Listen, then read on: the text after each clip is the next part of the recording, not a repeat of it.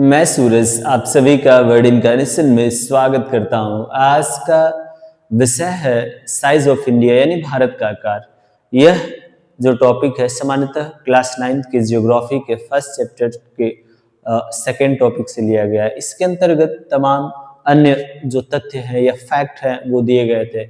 उन्हीं तथ्यों के बारे में आज के सेशन में मैं चर्चा करूंगा।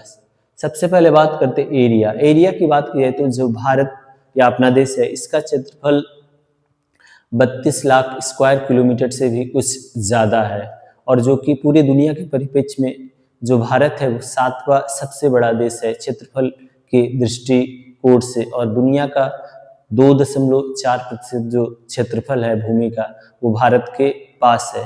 अब बात करते हैं कि इससे जो भारत है इससे जो 6 देश और जो बड़े हैं वो कौन कौन से हैं। तो सबसे पहले बात करते हैं अगर सबसे बड़े देश की तो रसिया, उसके बाद से आता है कनाडा, उसके बाद से आता है अमेरिका, उसके बाद से आता है चाइना, उसके बाद से आता है ब्राजील, उसके बाद से आता है ऑस्ट्रेलिया, तब जाकर भारत का नंबर आता है।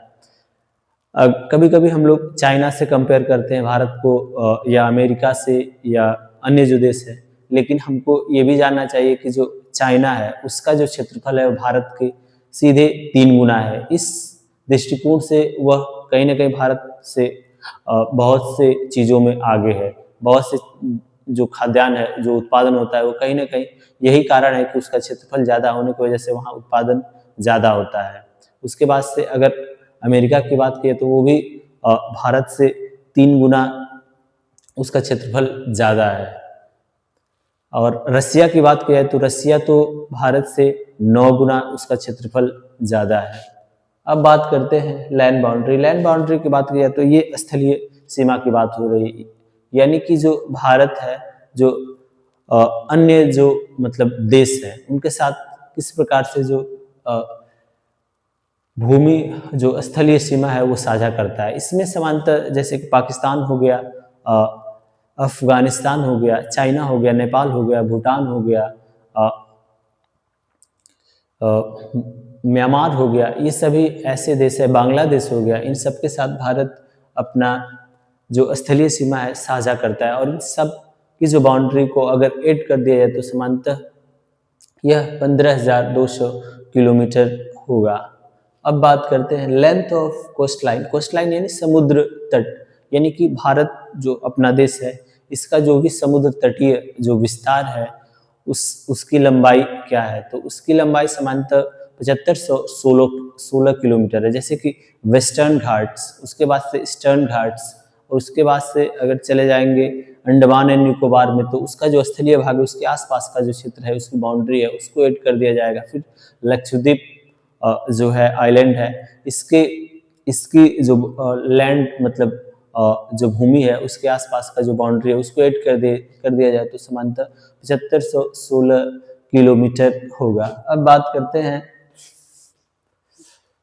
Latitudinal and longitudinal extension. Latitudinal और लॉन्गिट्यूडनल एक्सटेंशन अगर आप देखोगे तो इन दोनों के बीच जो डिफरेंस है वो 30 डिग्री का है, और इसके माध्यम से बहुत सारी चीज़ें जैसे समय हो गया, मौसम हो गया, ये बहुत सारी चीज़ें तय की जाती हैं। किसी देश की जलवायु का निर्धारण इन्हीं सब के माध्यम से होता है, क्योंकि कोई भी देश हो लॉन्गिट्यूड और लैटिट्यूड इन्हीं के माध्यम से हम उसकी वास्तविक स्थिति, मौसम से लेकर उस बहुत सी चीज़ें ऐसी है जिसके बारे में हम लोग जान सकते हैं।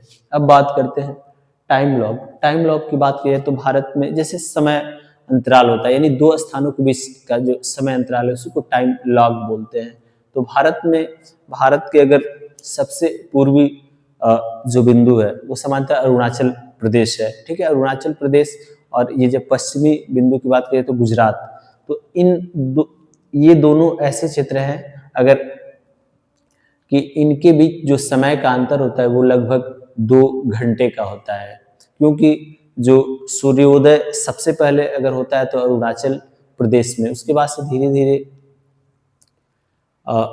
2 घंटे के बाद से तब जाकर 2 घंटा बीतने के बाद से जो सूर्योदय होता है वो महाराष्ट्र की तरफ होता है, गुजरात के तरफ होता है। इसीलिए जो शाम होती है वो सामान्यतः 2 घंटे बाद में 2 घंटे पहले तो अरुणाचल प्रदेश की तरफ हो जाएगी और 2 घंटे बाद महाराष्ट्र के तरफ होगी। अब बात करते हैं EEZ। EEZ क्या है? यह सामान्यतः अगर इसके फुल फॉर्म की बात की जाए तो ई से होगा एक्स इंक्लूसिव, उसके बाद से दूसरा है इकोनॉमिक एंड जोन। यह ऐसा क्षेत्र है जो भी समुद्र है, जैसे कि इंडियन ओशियन हो गया, उसके बाद से अरेबियन सी हो गया, बे ऑफ बंगाल हो गया। इसमें स्थलीय जो सीमा है या समुद्र तटीय जो क्षेत्र है उसको छोड़कर लगभग भारत के पास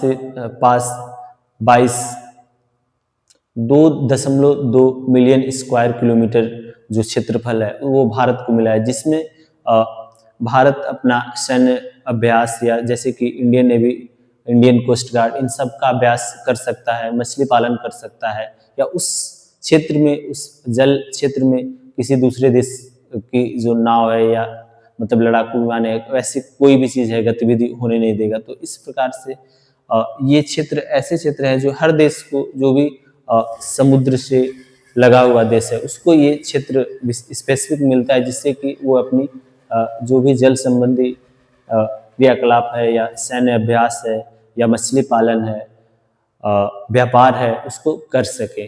धन्यवाद।